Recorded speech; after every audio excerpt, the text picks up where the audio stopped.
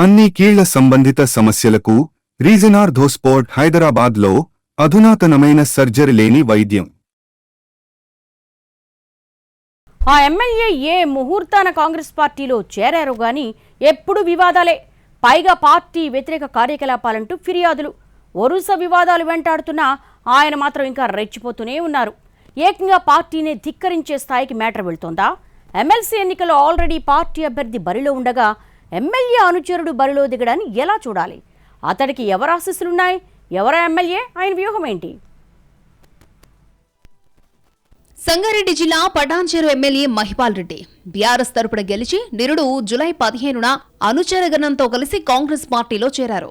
అటు Patancheru Congress party incharge కాటా శ్రీనివాస్ గౌడ్ మాత్రం మహిపాల్ రెడ్డి చేరినప్పటి నుంచి ఎడమొహంగానే ఉంటున్నారు. పైగా ఇక్కడ పార్టీకి నష్టం చేయడానికే వచ్చారంటూ ఆరోపిస్తున్నారు. మహిపాల్ రెడ్డి మాత్రం వాటి మీద పెద్దగా రియాక్ట్ అవ్వలేదు. అదే టైంలో కాంగ్రెస్ పార్టీ నాయకులను ఎమ్మెల్యే పట్టించుకోవట్లేదని, అభివృద్ధి కార్యక్రమాలకు తమని ఆహ్వానించడం లేదంటూ గత జనవరిలో పెద్ద పంచాయతీనే నడిచిందే.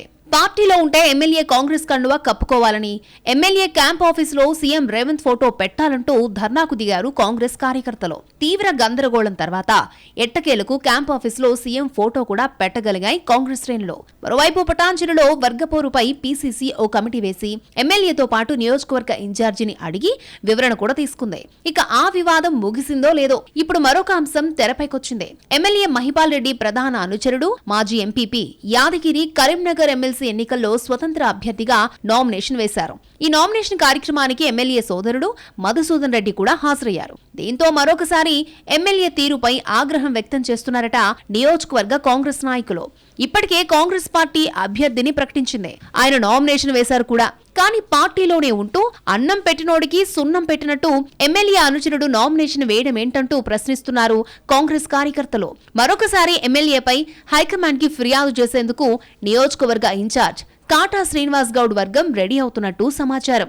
శ్రీనివాస్ గౌడ్ మొదటి నుంచి ఎమ్మెల్యే మహిపాల్ రెడ్డిని వ్యతిరేకిస్తూనే ఉన్నారు. పార్టీలో చేరకముందు, చేరిన తర్వాత కూడా ఎమ్మెల్యేకి ఆయనకి పడట్లేదు. జనవరిలో ఎమ్మెల్యే చేసిన కామెంట్స్ వివాదాస్పదమయ్యాయి. మాజీ సీఎం కేసీఆర్ ఫోటో తన ఆఫీసులో ఎందుకు ఉందంటే 10 ఏళ్లు రాష్ట్రాన్ని అభివృద్ధి చేసిన నాయకుడు ఫోటో ఉంటే తప్పేంటని అడిగారాయన.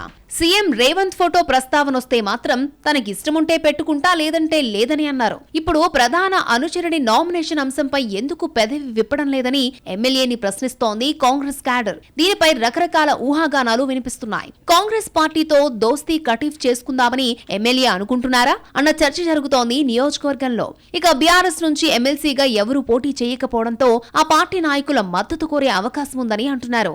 ఎమ్మెల్యేకి తెలియకుండా ఆయన అనుచరుడు నామినేషన్ వేసే అవకాశం ఉండదన్నది ఒక వాదన. దీంతో అసలు మహిపాల్ రెడ్డి ఏం చేయదలుచుకున్నారు, ఎందుకు పార్టీకి వ్యతిరేకంగా పనిచేస్తున్నారు అనేది అంతుపట్టట్లేదు అంటోంది క్యాడర్. ఈ ఎపిసోడ్ పై కాంగ్రెస్ హైకమాండ్ ఏ విధంగా స్పందిస్తుందో, ఎటువంటి చర్యలు తీసుకుంటుందో చూడాలి మరి.